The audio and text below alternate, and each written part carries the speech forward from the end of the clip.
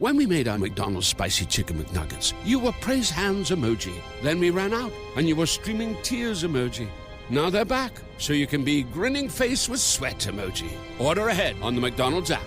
And get Money Mouth Face emoji with 2 orders of crispy, irresistible 10-piece McNuggets, spicy or classic, for just $6. Limited time only. Prices and participation may vary. Cannot be combined with any other offer. Single item at regular price. Ba-da-ba-ba-ba.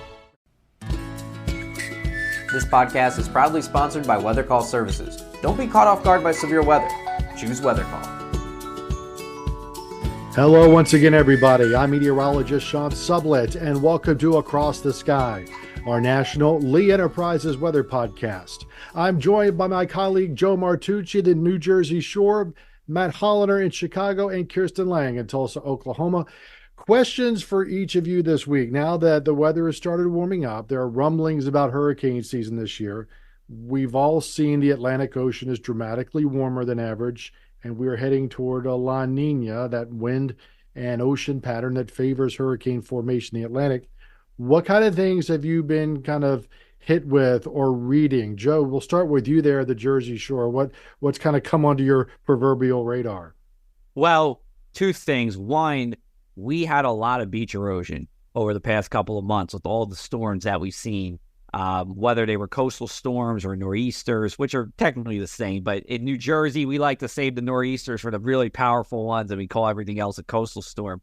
But a lot of our beaches are chewed up, and we're not getting the beach fills. I don't want to say everywhere, but a number of towns aren't getting the beach fills this summer, which means as we go into hurricane season, summer and fall, we're at a high risk of really having some big issues with flooding with the storm surge, if storm surge is to come from these storms. I also think about September 16th, 1903. That is the last time there was a landfalling hurricane in New Jersey. That is the Vagabond storm, which came right into Atlantic City. Superstorm Sandy was not a hurricane at landfall technically when it made landfall in Brigantine, a town just north of Atlantic City. So in other words, we are due for a landfalling hurricane. I hope I continue to say in the years to come that we are due. We never get it. But as we see in today's episode, we are looking for an above average hurricane season, not only for the number of named storms, but the amount of storms that will be near the United States. Well, I don't think I can remember the amount of buzz about an above average season like this year. I mean, we were starting to talk about how this has the potential to be a very active hurricane season back in February. And I don't remember the buzz ever, I know it's a 24-hour news cycle and you're always looking for things to talk about, but there have been signs for a long time now that this could be a very busy season.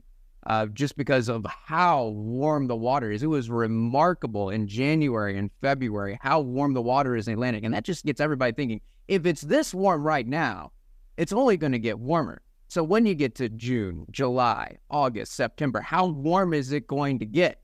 And how many storms are we going to get? And so the release of this Colorado State forecast, which always comes out beginning of April, no surprise here, because we were already talking about, this is probably going to be a above average hurricane season. We were talking about that in February. So the Colorado State forecast coming out early April, confirming that, all signs pointing to a very busy season. Yeah, and continuing with that sea surface temperature conversation, the temps out there right now, I'm reading that they're averaging what it typically looks like in July, and it's April right now. So when you have something that warm, yeah, it's going to get a lot of buzz, I think. But I also sometimes wonder too, is this Mother Nature's way of kind of balancing it out? Because then you get a hurricane that comes through, kind of turns up some cooler water, and then just kind of balances it out, even though it's a little bit stronger and a little bit more active than normal. I don't know, but I think definitely the sea surface temperatures are the thing that I'm reading about a lot, and the thing that really hits me a lot with that. Yeah, these things are just great big heat engines, taking the heat from the tropics and sending them toward the middle latitude. So, with that in mind, we go to the team at Colorado State University, where they've been doing these hurricane seasonal outlooks, which were pioneered by Bill Gray in the 1980s. Of course, Dr. Gray is no longer with us, but the team there carries on his legacy. We'll talk with Alex DesRosiers at Colorado State. He's a PhD student on the team who is also doing his research on another big topic right now, rapid intensification. Their first seasonal outlook was released on April 4th with 23 named storms, way more than 14 in an average year. That is the most in an April outlook since they began issuing the outlooks in April in 1995. And 11 of those storms are projected to become hurricanes. In an average year, that's only about 7. So it does look like it is going to be an active year. All those elements are out there. So with that, let's go right to our conversation with Alex DesRosiers at Colorado State University.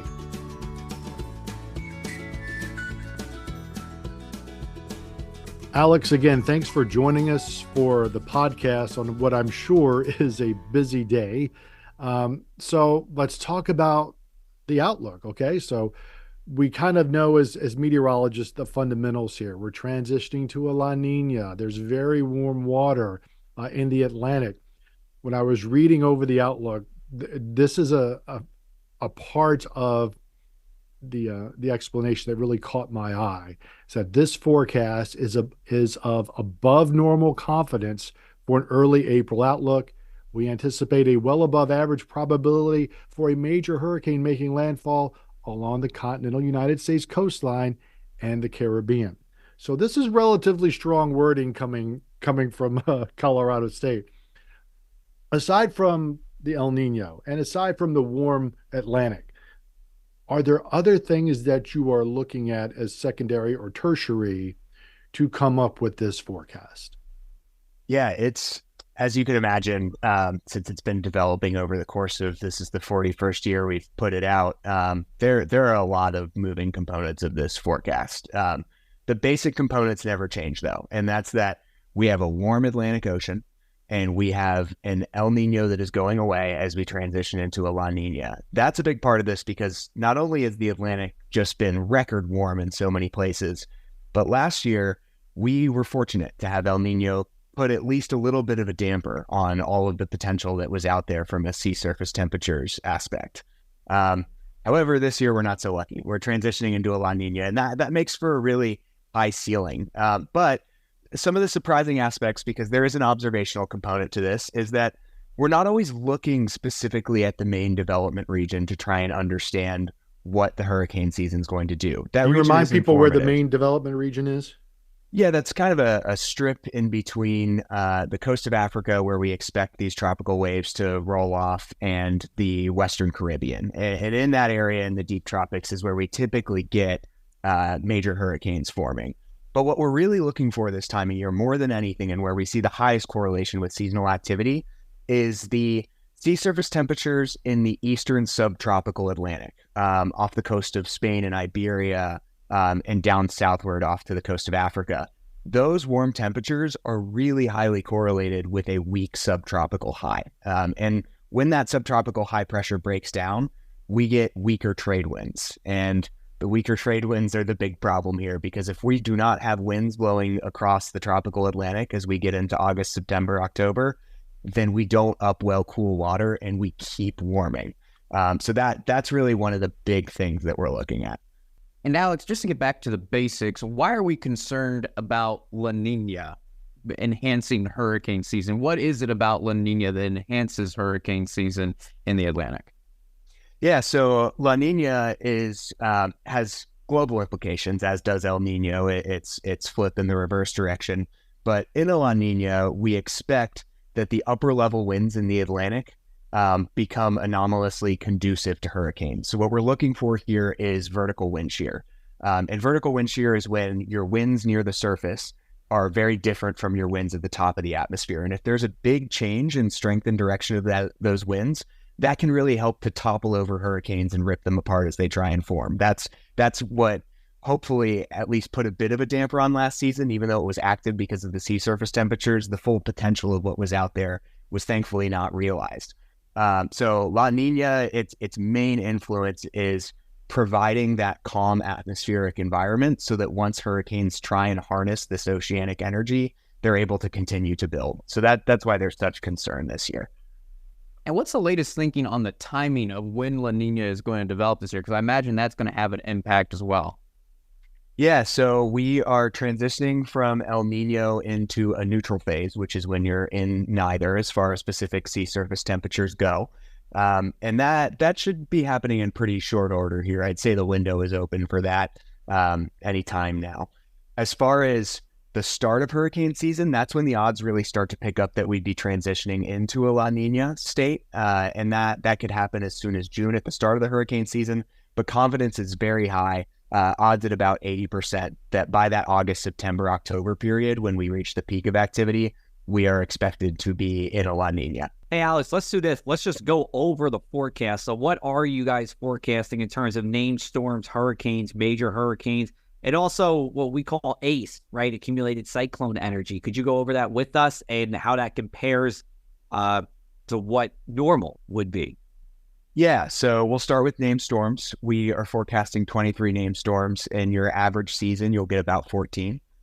We are forecasting 11 hurricanes, and in a typical season, we expect 7. And then major hurricanes, we are forecasting 5 of those. Average seasonal numbers on that is about 3.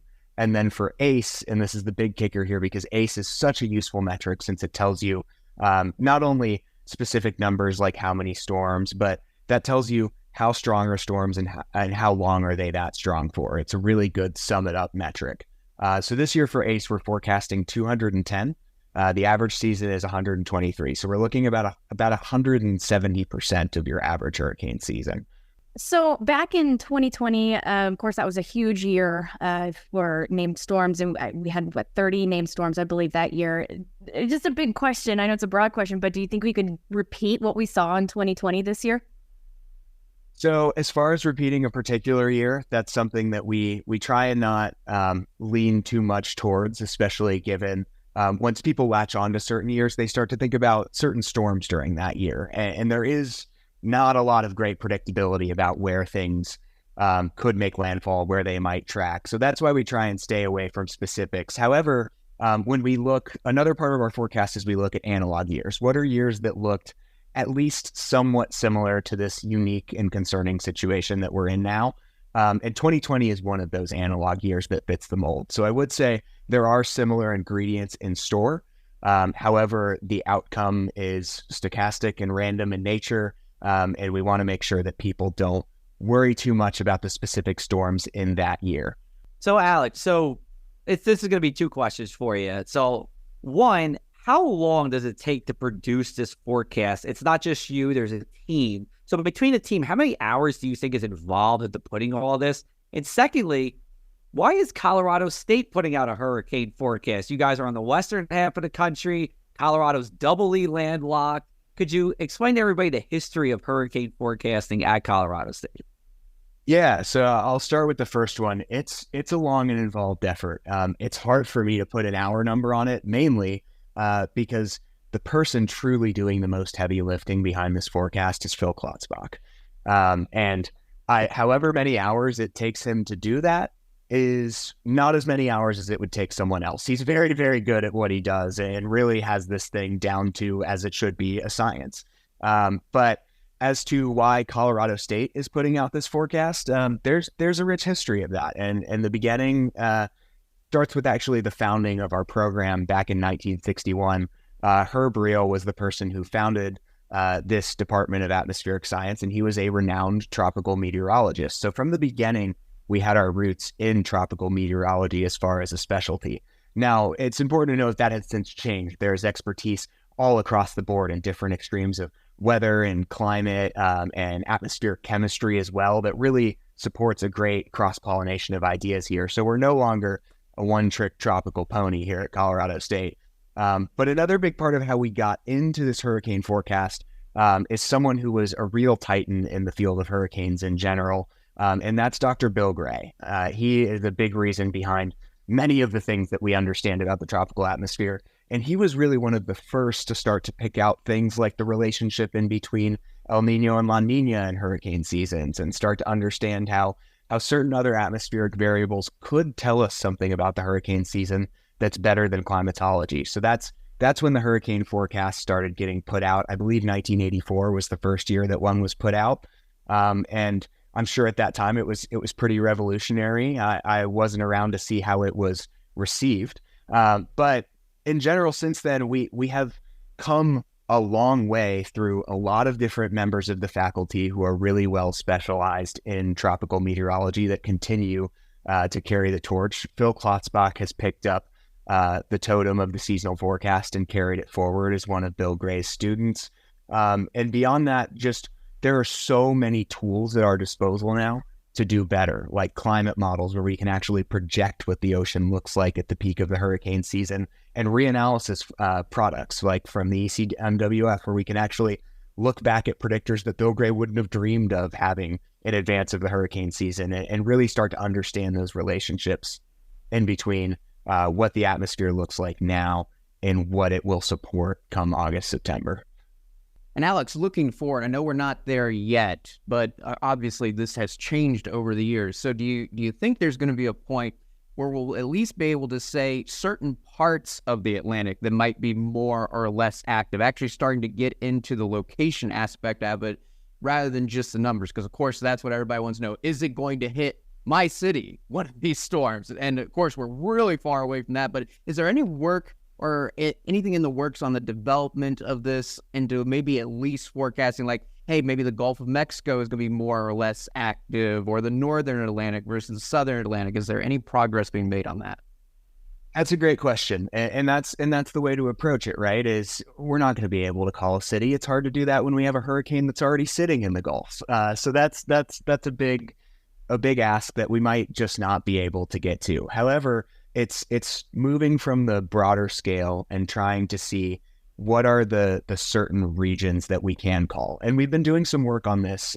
Phil's been digging into this a lot because, of course, that's of interest. If you have a bunch of hurricanes that track through the middle of nowhere in the Atlantic, that's the best case scenario. But how can we understand when these storms are going to make it into the Caribbean or the Gulf? The one relationship that we have been able to pick out of the literature, which is why we've started to forecast this metric, is ACE that's generated west of 60 degrees west. And the reason that we key in on that point is that most of the land masses that can be impacted by Atlantic hurricanes exist to the west of 60 west. And what we find is that ENSO is really the weak but primary holder of this relationship.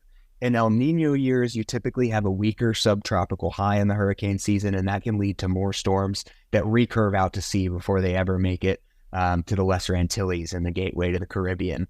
However, when you get into a La Nina year, we see about 60% of the ACE that's generated in the season happen west of 60 west, which really harps on an issue that we're looking at this year, which is that we are transitioning to a La Nina.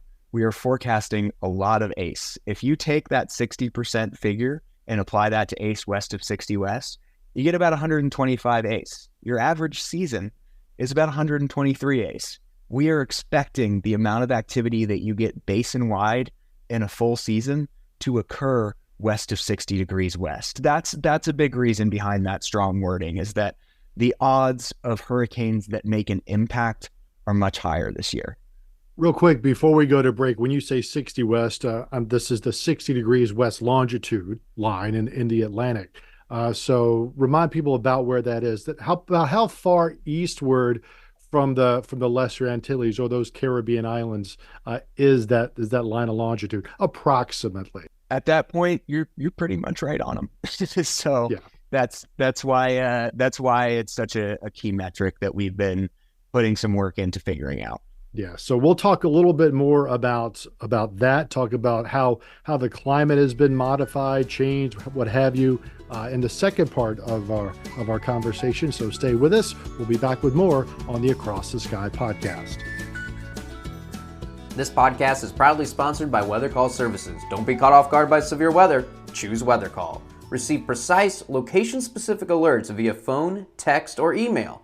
With over a decade of experience, Weather Call delivers pinpoint accuracy for your exact address, ensuring no surprises. Take charge and stay prepared when ominous skies loom.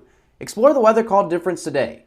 Visit weathercallservices.com/Lee-Enterprises and safeguard yourself your business, or any school that matters to you. That's weathercallservices.com/Lee-Enterprises. You can also find the link in our show notes.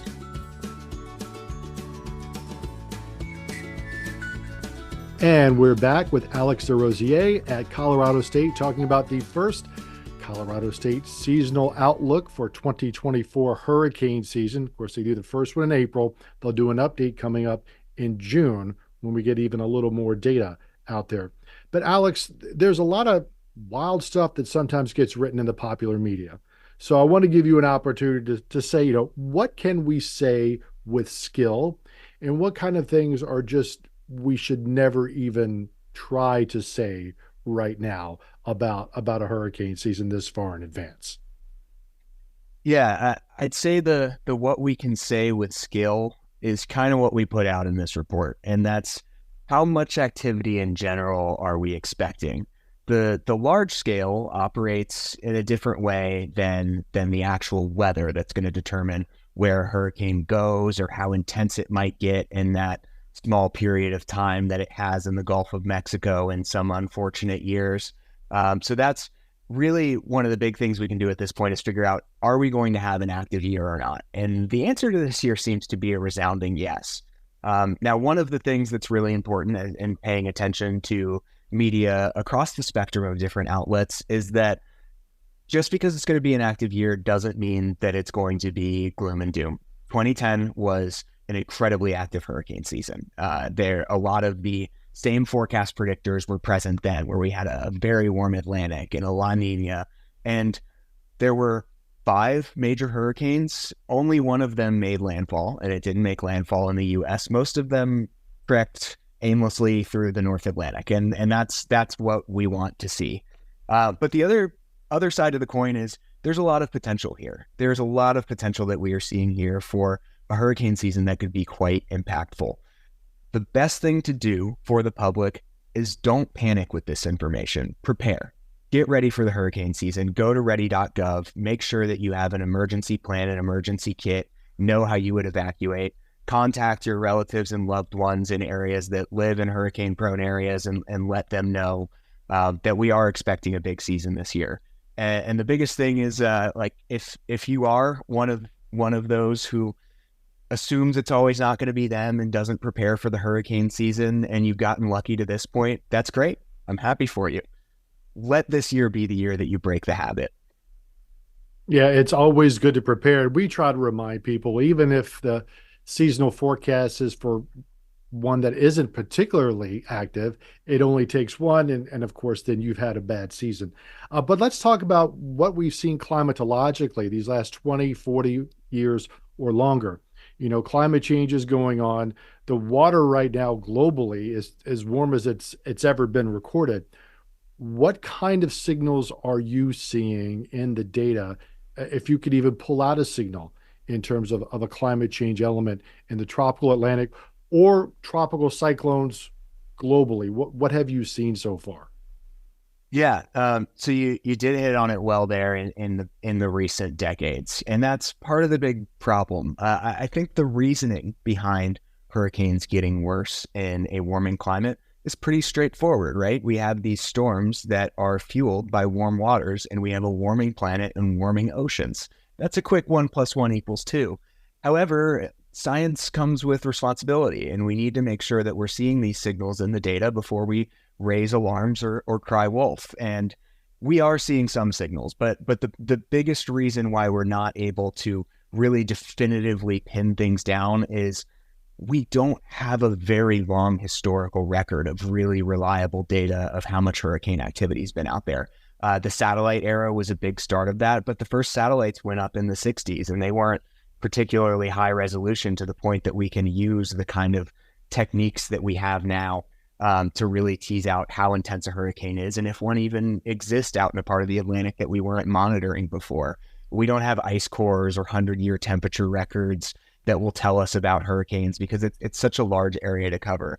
Now, that being said, there are signals of concern that we are seeing. We're seeing a higher proportion of really extreme storms into that major hurricane intensity, even into the category 4 and 5 bound as far as the number of storms that we're seeing globally and the proportion of those storms. we are seeing a slight decrease in the number of storms globally. But that is a little bittersweet if you live here in the U.S. And that's because we've experienced more years that are La Nina-like as compared to El Nino-like. And because of that, we trend activity down in La Nina years in the Western Pacific, which is our most active global hurricane basin or global tropical cyclone basin. However, that does trend activity up in the Atlantic. And I think people have been really feeling the burn for that. So even though the number might be going down globally, the intensity is moving up, and we are feeling that closer to home. Alex, so one of the best things I like about your forecast is that you actually show a probability of impacts on or within 50 miles of the states. And I'm looking at the numbers here, and you have eight states that have an over 50-50 shot of seeing at least a tropical storm, and in 4 for hurricanes, and that's Florida, Louisiana, North Carolina, and Texas. In fact, in Florida, there's a 44% chance of a major hurricane. How much above average is this? And, what do you say to people, about the forecast in general? Meaning, you could say it's active, right? We could say it's forecast to be an above active year, but if they're all out in the open Atlantic, it doesn't really mean that much to people. But these numbers that you put out really drive home the point of what the impact will be like for you. Yeah. So for starters, let's talk about how we get those numbers, because we've talked a lot about how hard it is to predict where something is where something will go that far in advance. So let's talk about how we get there in the interest of transparency here. And that's that we are taking the full historical record of where storms have hit, where they have tracked. And with that historical record, we are then comparing those mass statistics to the average hurricane season to figure out, in an average year, how often does a particular area experience an impact from a tropical cyclone where they move within 50 miles of that location. And using that information, we can then scale those average probabilities to the amount of activity that we are having. So that's where we're able to move the bar a bit there and try and understand who's most at risk. So the difference being here, whoever's the most at risk climatologically anyway remains the most at risk. But when there's more activity, their risk moves up. So for the entire continental U.S. coastline of a U.S. landfall for a major hurricane, we're looking at about a 62% chance this year. The average from the 1880 to 2020 period is 43%. For the U.S. East Coast, including Peninsula Florida, we have a 34% chance of impact. Average is 21%. And for the Gulf Coast, from the Florida Panhandle westward towards Brownsville, which has been no stranger in recent years to hurricane activity, they're at about a 42% chance as compared to a 27% chance. So quite an uptick in the unfortunate opportunity that something might happen this year. Alex, I want to talk about, if we can, those that are a little bit more landlocked, like Tulsa, Oklahoma. We're typically impacted by this from remnants of a hurricane, of course. And so is there any data, maybe from a changing climate, that would suggest, with warmer temperatures, that there may or may not be more rainfall that occurs from these remnants, or stronger or so remnants that may move up into landlocked areas like Oklahoma? Yeah. So from the remnants perspective, I'd say that goes a little bit beyond my area of expertise for remnants in particular, because that gets into more extratropical transition mechanisms, which is where, rather than the original storm being powered by the warm waters of the ocean, it starts to get powered by temperature gradients in the atmosphere, the same way that those big cold fronts and other storm systems that typically move through those areas can cause impacts and spin up those mid-latitude cyclones. However, you do touch on some things that we can know with confidence about what climate change is doing to hurricanes, regardless of what the signal is, and intensity, count, etc. And that's that a warmer atmosphere has a better carrying capacity for water. So that means that those rainfall events at the coast and inland are able to produce a greater amount of rainfall as we keep warming as a planet. The other thing about that that's more from a coastal perspective is that we are experiencing a steady rise in sea levels. And when we think about storm surge inundation, which is one of the biggest deadly impacts that we get from landfalling systems, as the ocean creeps closer and closer to the communities it can impact, that same storm surge amount that you get from a storm creeps further and further inland, and the impact becomes greater. So those are the things that are about as hard and fast as you can get, as these are impacts that we're going to see and that we've probably already started to. And Alex, in addition to this trend that we're seeing in the increased number of storms and the increase in intensification, the other trend we're seeing is the increase in the rapid intensification, how quickly these things intensify. And that's what your research focuses on. So what more can you tell us about rapid intensification? Yeah, so rapid intensification is really difficult because it's the tail end of the distribution. We know that as hurricanes intensify, they keep picking up their wind speed, but rapid intensification is defined as when a storm jumps by about 35 miles per hour in peak wind speed in a 24-hour period. And rapid intensification isn't always a 24-hour situation. Sometimes those periods last even longer. So when you think of storms like Hurricane Michael back in 2018 that made a catastrophic Category 5 landfall on the Florida Panhandle, that was an RI event that just kept on going, where you had more than that 24-hour period, and the winds just keep picking up on their way to landfall until you have a storm that's moving in at peak intensity to a community that is going to be heavily, heavily impacted by this. The big piece on rapid intensification that myself and many others in the field is working on is trying to understand what's under the hood. Everyone's familiar with a satellite picture of a hurricane and looking down at that rotating swirl of clouds. And from a field-wide perspective, we're pretty familiar with the things that hurricanes like, to make them human for a minute. And that's that they like warm water and they like low wind shear. And these are, and a humid atmosphere. These are things that really help them intensify. They are conducive to rapid intensification. So the atmospheric component is really, really well understood. What we don't know is what kind of structure do these storms need under the hood to harness this environment and intensify quickly. And there's several pieces that we've been working on there. A big one is tilt, as that wind shear displaces the center of the hurricane at a higher level away from its low level center. It makes it harder to keep producing convection and thunderstorms near the center of this storm that help warm the core and spin up faster wind speeds. One of the things that I am working on more intently is actually looking at the height of that rotational flow, because a big indicator of how strong a hurricane is pressure. And pressure is a measure of how much atmospheric mass is above you in the column. So if that rotational flow extends all the way up to near the top of the tropopause, which is the level of the atmosphere that we live in, now suddenly levels of the atmosphere are participating in the intensification process and lowering that pressure that weren't part of the equation before.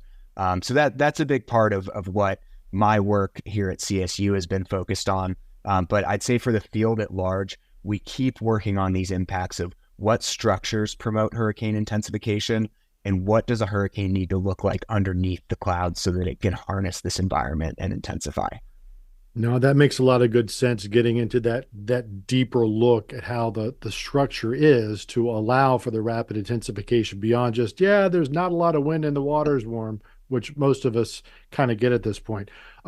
Look back a little bit. How would you say the verification of these outlooks has gone recently and over the long term? Have they been showing market improvement over time, or are they kind of steadied out? They do definitely get better with time. And that's a big part of, putting more time into this, of course, but also the tools that I've mentioned earlier. We haven't always had a full reanalysis of the atmosphere that tells us exactly what pressure, temperature, precip, etc. were in all kinds of regions of the globe. And then we can start to look with a wider lens at what are the things that impact the hurricane season in advance. So that's a big part of it. And in general, forecast skill is decent. I'd say it's modest in April. You have to give a nod to the fact that it's hard to predict a full hurricane season, but skill gets really good as you move into June, July, and August. And that is all leading up to the advance of the peak of the Atlantic hurricane season, which is when we typically expect to see the most activity occur. So stay tuned for the follow-up forecast. But the skill does keep improving, and the skill is decent even this far out. Alex, last question for you here. what got you into hurricanes? What motivated you to study these storms over the past couple of years? Yeah, so I grew up in Tampa, Florida, constantly in the hurricane cone, especially in the 2004 and 2005 hurricane seasons. And really, even before that, I remember flipping channels as a kid, and I was no stranger to thunderstorms in Florida. But seeing that spinning massive clouds on the screen, immediately I'm like, what is that? How does that happen? That is not what I am used to. And thankfully, in my time living and growing up in Tampa, we never really took a direct hit. So I was truly unfamiliar with this. So that kind of gave me the first taste. And then 2004 and 2005 were what they were. They need no introduction. It was pretty impossible to not be hooked after that. I spent some time trying to decide if it was really what I wanted to do. I even did my undergrad in engineering just so I had an exit ramp in case I wanted it. But I could not get the bug out of my head. So here I am on 20 whatever grade of school and ready to be done, but excited that I went in this direction and let the curiosity become something more. Well, Alex, good luck finishing up the dissertation. I know you're just about got it knocked out, so congratulations on that. Where can people learn more about the Colorado State project online? Yeah, so tropical.colostate.edu is our website, and that's where we release all kinds of information about the research that our group is doing, and as well as seasonal forecast outlooks leading up to the season, and even 2-week forecasts that we put out in the middle of the season of how active might this next period be compared to the top third of what we've seen, the average middle third or the lower middle third. There is a wealth of information for anyone looking to learn about what our group does, learn about the tropics in general, or learn about what to expect in this year's season. And it's getting better all the time. Alex DesRosiers, thank you very much for joining us in the Across the Sky podcast. We'll let you go, and we'll be right back with some closing thoughts. Stay with us. We all have that friend who wakes up early to go get everyone McDonald's breakfast, while the rest of us sleep in. This is your sign to thank them. And if you're that friend, this is us saying thank you. Just a friendly reminder that right now, get any size iced coffee before 11 a.m. for just 99 cents. And a satisfying sausage McMuffin with egg is just $2.79. Price and participation may vary. Cannot be combined with any other offer or combo meal. Ba-da-ba-ba-ba.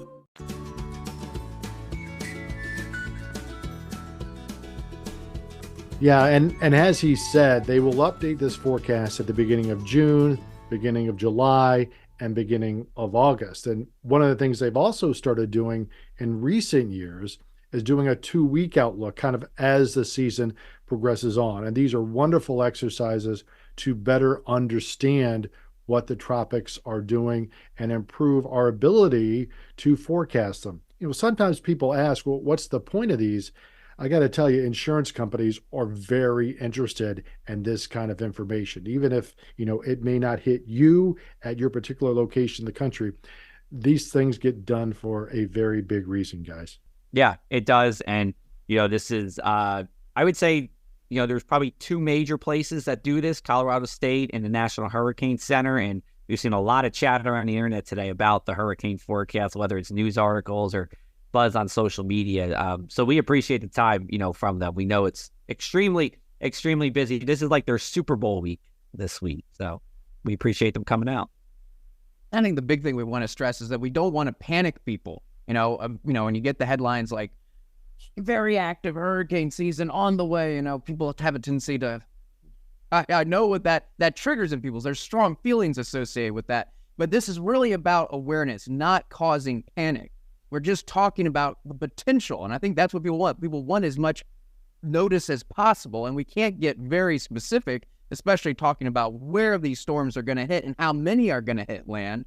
But this is just a heads up that there are probably going to be more storms than usual. So a year, especially, to pay extra close attention to the forecast. Stay weather aware and be prepared, but don't panic. Right, because as Matt said too, just because you may have that many hurricanes doesn't necessarily mean that they're all going to be making landfall. Yes, and the ability to say, oh, this city is probably going to get hit this year, There's just no skill in that at all. So, as they say, let the buyer beware. Understand that there are statistics involved, there are probabilities, raise awareness. And as Alex suggested, it's a good time to get a hurricane plan in action and be ready to put it into play if that happens. And on that note, of course, Joe, we just retired Snow Search for this season, which means we're going to be starting the hurricane hunt feature as we get closer to the beginning of the season, which starts on the 1st of June, right? That is correct. Yes, Sean and I will be providing hurricane updates when they're needed. In short, when you're looking for information on upcoming tropical storms or hurricanes, we'll have content out for you. You can find that with Hurricane Hunt. You can search that on your favorite local news website, PressAtlanticCity.com, for example, here in New Jersey. We'll have that. You can also just do a Google or Bing or DuckDuckGo or whatever you're using search. Look up Hurricane Hunt, type in Joe Martucci, Sean Sublett, you'll see it. We'll be there. Yeah. So Joe, what do we have coming up next week? Yeah, so coming up, I'll say this, Sean. Not only next week do we have an episode, but we have episodes already planned until the end of May. So we are doing really well on the podcast train here. Next week, though, that's going to be the 11th. We have David Dillahunt from Southwest Airlines, because on April 8th, which is the day this is being released, this podcast, we have our solar eclipse. They are flying through some of the eclipses, and we're going to talk to him about that. And we're also going to talk about what it's like being a meteorologist at an airline and just how vital they are to the process. So that's what we have coming up next week on April the 15th. Yeah, we've also got more things coming up about lightning, flash droughts. We'll have a summer outlook. So lots in the pipeline. So we appreciate you listening and staying with us. So we'll wrap it up for this week. Thank you so much for joining us. And as always, tell a friend, rate us, subscribe, all that stuff. We really do appreciate it. Real quick, Joe has reminded me, as he tactfully always does, what are you working on across your sky this week, Joe Martucci? Okay, so I don't know if this is a New Jersey thing. It might be a whole country thing, but I'm noticing it this week in anticipation for the eclipse. And that is schools shutting down for the eclipse. Are schools shutting down by you guys? Yes. Yeah. Yes? Okay. Matt, Kirsten, do you guys know? Is it happening? They're not shutting down, but I got a release form for my kids' school to allow them to go out and look at it with the safety glasses. So I had to sign a release for it. Okay, so this is answering my question, what you just said, because I can't imagine why we have a scientific event happening and we're telling kids not to be in school and learn about it, but to go home. So you're answering my question, because I think this is all a legal liability. Someone's going to file a lawsuit because their kid is staring at the sun during the eclipse, and there's going to be a whole thing with the school district. That's my probably reason why this isn't, why some schools are shutting down. I just think it's a great idea, though, to talk about the eclipse, solar flares, everything about the sun in science class, or have an extended science day and, cap it off with the eclipse, as this is happening in the afternoon and during school time for most areas from Texas on up to Maine. So, I just wonder why we're doing this, but it sounds like it's a legal liability if you had to sign a form, Kirsten. Yeah, and the form, it was basically said your kid can come outside, sign that that's okay. And if not, then the kids have to stay. The ones that didn't get consent from the parents have to stay in, can't see it. All right, so no lawsuit from Kirsten Lang coming on Monday, just in case that's right. eyes get burned. Yeah, same issue here. Yeah. Well, as far as Tulsa goes, across my sky over here, we're, this week we had our first kind of bout of severe weather in Oklahoma. And on Monday, April 1st, on April Fool's Day, it was no joke. We had 5 confirmed EF1 tornadoes that came through eastern Oklahoma. So just this ramping up severe weather here in this neck of the woods. Yes, is typically what we start to see this time of year anyways. But that's kind of what's been happening over here, just following that severe forecast. Like I said, 5 tornadoes. So pretty active already. And as far as across my sky, I do want to remind everyone we're recording this on April 4th, and I know this is coming out the day of the eclipse, but we're still in the lead up right now when we're recording this, and I don't think I've ever seen people so interested in a cloud forecast as for this eclipse. Never have I gotten so many questions about not where is the rain going to be, where are the clouds going to be? Because usually that's all people care about. Well, is it going to rain or snow? Is it going to rain or snow? If it's cloudy, no big deal. But boy, if it's cloudy, even if there's no rain, that has a big impact on the site. And I hope, right now it is looking like there are going to be some people that are going to be disappointed and aren't going to get the really cool. I mean, being in the path of totality will be cool, even if it's cloudy, because it will get darker. But as far as the sight in the sky of that black hole in the corona, you will miss out on that, and you'll just get the dimming effect. So I really hope that as many people as possible get a good view, but some, it's looking like, are going to be disappointed. We'll see how it all plays out, though. I do remember in 1983, when I was in high school, there was an annular eclipse that we were excited about, but it was a slate gray overcast on that day. I remember very specifically going outside at lunchtime, and it was like, it's getting kind of dark. This is weird. Well, this is the eclipse that we can't see. And then it wasn't super bright, obviously, if it's cloudy all the time, but it's suddenly more dark, and then it got less dark around lunchtime. So it's one of those things like is going on, and you're kind of bummed out because you actually can't see it. Joe, go ahead, man. No, I was just wondering what kind of lunchtime playground person Sean was. Was he not killing it on the Foursquare court or on basketball? I got no game, buddy. I'm sorry. I really got no game. I got no game. Jump rope, hopscotch? I would flag football was kind of what I would do. Okay, there you go. That's and fine. As they say in basketball, at least I could pass. All right, guys, I think we'll wrap it up from there. Thank you again for joining us. We appreciate it so much. Join us again next week. We will talk with you then.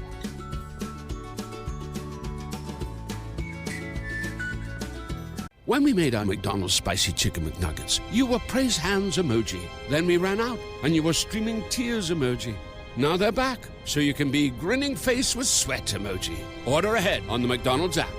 And get Money Mouth Face emoji with 2 orders of crispy, irresistible 10-piece McNuggets, spicy or classic, for just $6. Limited time only. Prices and participation may vary. Cannot be combined with any other offer. Single item at regular price.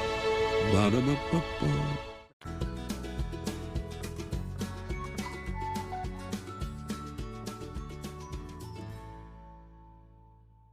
When we made our McDonald's Spicy Chicken McNuggets, you were praise hands emoji. Then we ran out, and you were streaming tears emoji. Now they're back, so you can be grinning face with sweat emoji. Order ahead on the McDonald's app. And get Money Mouth Face emoji with 2 orders of crispy, irresistible 10-piece McNuggets, spicy or classic, for just $6. Limited time only. Prices and participation may vary. Cannot be combined with any other offer. Single item at regular price. Ba-da-ba-ba-ba.